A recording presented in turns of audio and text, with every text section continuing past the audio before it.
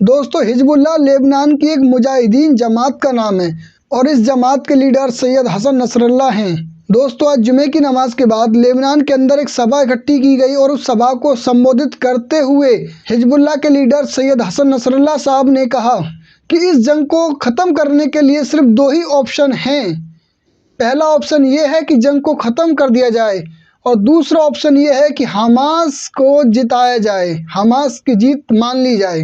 Hezbollah के leader Syed Hasan Nasrallah ने कहा कि ये हमास का 7 अक्टूबर वाले हमले ने इजराइल की कमज़ोरियों को दुनिया के सामने उजागर कर दिया।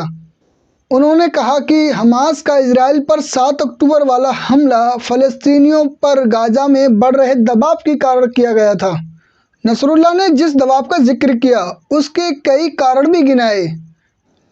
उसमें इजरायली जेलों में बंद फ़लस्तीनी, यरूशलेम और वहाँ मौजूद धार्मिक स्थानों के स्टेटस पर गतिरोध और गाज़ा की घेराबंदी और वेस्ट बैंक में बढ़ती यहूदियों की बस्तियों को मुख्य कारण बताया।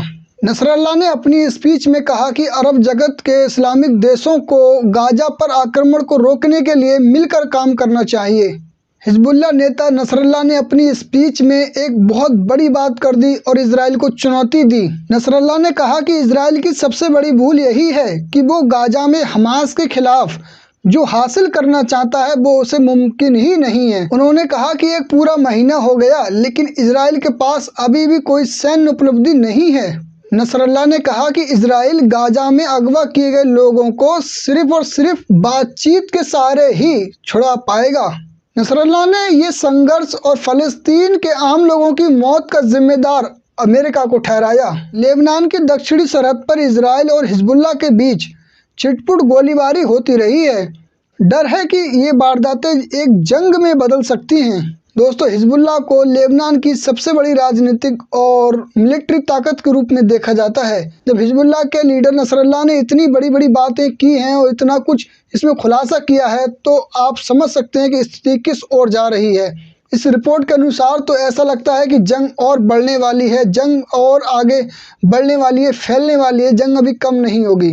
दोस्तों उधर लेबनान में हिजबुल्लाह के लीडर नसरल्लाह सभा को संबोधित कर रहे थे। इधर इजराइल ने दक्षिण गाज़ा के अल शिफा हॉस्पिटल के एंट्री गेट पर बम गिरा दिया, जहां कई सारी एम्बुलेंस ध्वस्त हो गई और बहुत सारे लोगों की जान जा चुकी है और बहुत सारे अभी घायल हैं।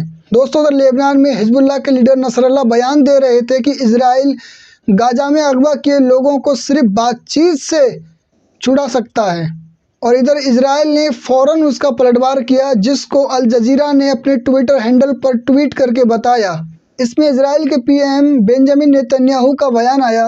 नेतन्याहू ने कहा कि हमास ने गाज़ा पट्टी में जो हमारे लोग कैद कर रखे हैं, हम उसकी वजह से युद्ध विराम यानी सीज़ फायर नहीं कर सकते। इसका परिणाम चाहे जो निकले लेकिन अब जंग होगी और हम बातचीत करके अपने आदमियों को नहीं छुड़ाना चाहते।